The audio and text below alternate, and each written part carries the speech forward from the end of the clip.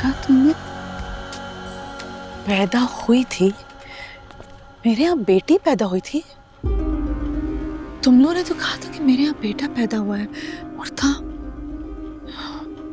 मेरे यहाँ बेटी पैदा हुई थी। बेटी? सच बताओ मुझको, मेरे यहाँ बेटी पैदा हुई थी? और तुम्हारे मुंह से सच निकल गया साहब जान। बताओ मुझको, मेरी बेटी कहाँ है? कहाँ है मेरी बेटी? छोड़ो मुझे, मैंने ऐसे ही कह दिया था।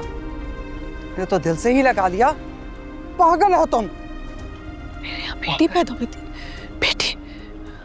बादशाह, पता करो मेरी बेटी कहाँ है। तुम पता करा सकते हो? तुम तो मिनिस्टर हो गए हो ना? आशिक अली के नाम से पता कराओ। वो पीएचडी कर रहा था लिटरेचर में, किसी यूनिवर्सिटी किसी कॉलेज में पढ़ा रहा होगा। मेरे यहाँ बेटी हुई थी, बेटी हुई थी मेरे यहाँ। वादा करो, वादा करो, तुम ऑफिस जाकर पहला काम यही करोगे, पता कराओगे तुम। हमें ढूंढना है उसको। मैं करता हूँ।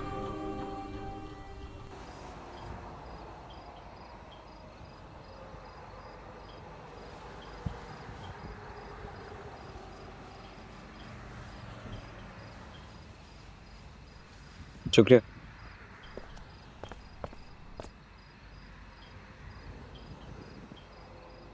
भूख तो लगी होगी ना? नहीं।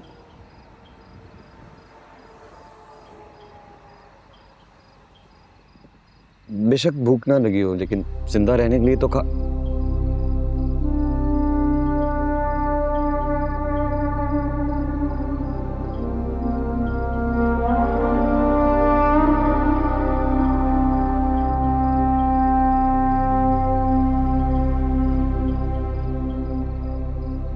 क्या हुआ? हैरत हो रही है? हाँ,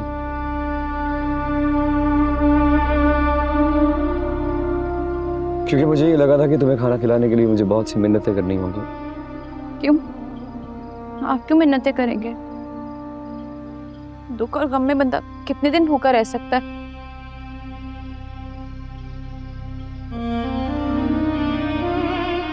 और वैसे भी ये तो उन अफसरदा लोगों की अय्याशी होती है जिनको मनाने वाले, जबरदस्ती खाना खिलाने वाले हजारों लोग मौजूद हों। मेरे अपने तो सब मर गए ना।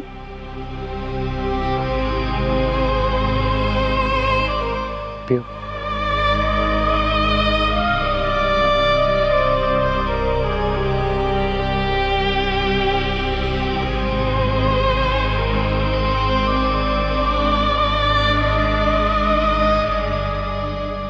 मुझे यूं किसी ने एक घूंट भी पानी कभी नहीं पिलाया सिवाय बाबा के। लेकिन अब मैं हूं।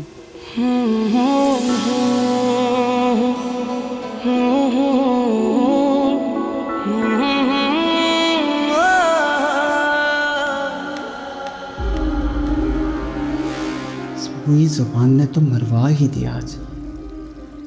अगर चांदाद सरकार को पता चल गया, कितना अहम राज मेरी जुबान से फिसल गया, वो तो मुझे जान से ही मार देगा। अल्लाह, इससे तो अच्छा था मैं वहां जाती ही ना।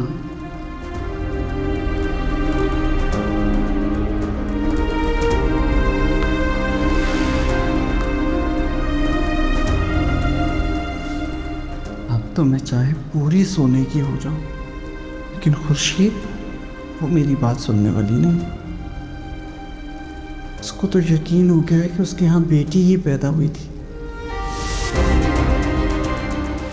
मैंने ये भी तो कहा था कि बच्ची मर गई है।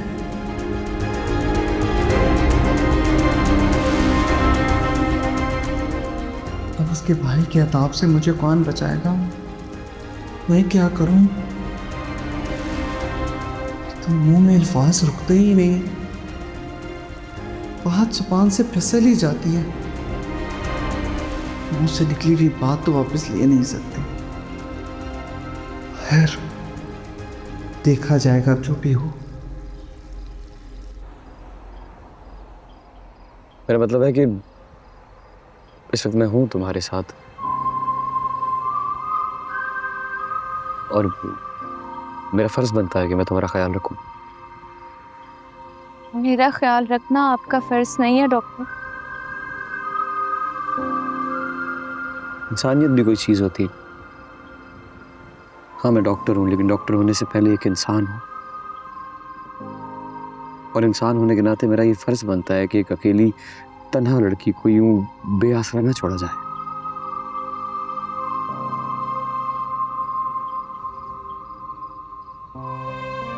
आपका बड़ापन है डॉक्टर। आपके माँ बाप जरूर बहुत अच्छे हों जिन्होंने आपकी बहुत अच्छी तरबियत की।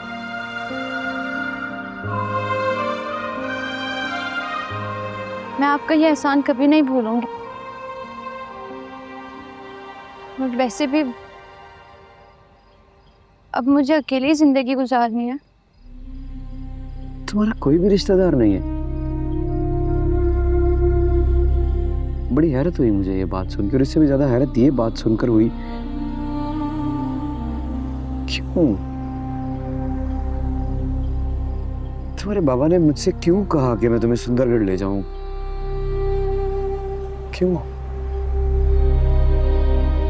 ये बात मेरी समझ में भी नहीं आ रही कि ऐसा कौन सा राज है सुंदरगढ़ में जो अभी तक मुझे पता नहीं चला और ना बाबा ने मुझे बताया। कोई तो बात है जिसका तुम्हें भी मालूम नहीं। लेकिन मुझे पता कैसे चलेगा?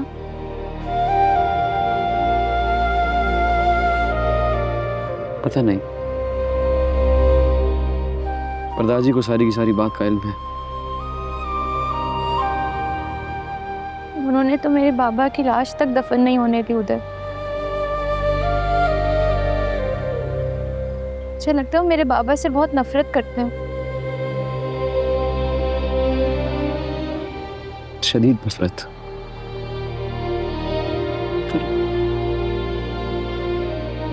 वजह क्या है?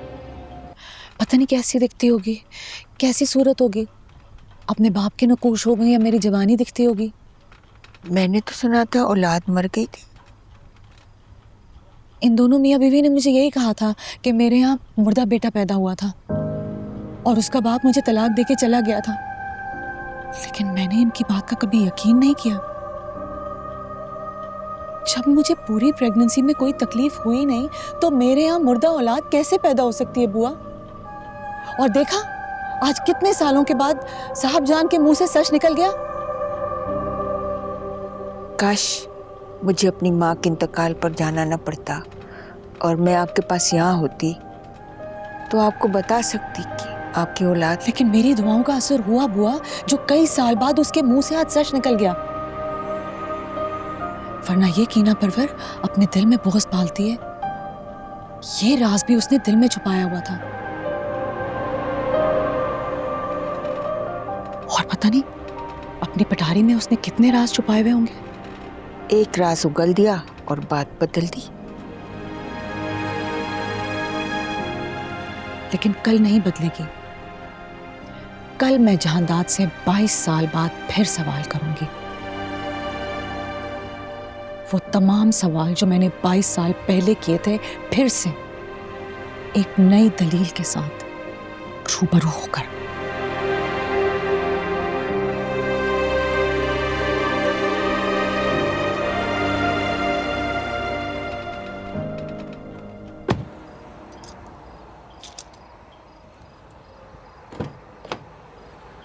तुम पीछे बैठो।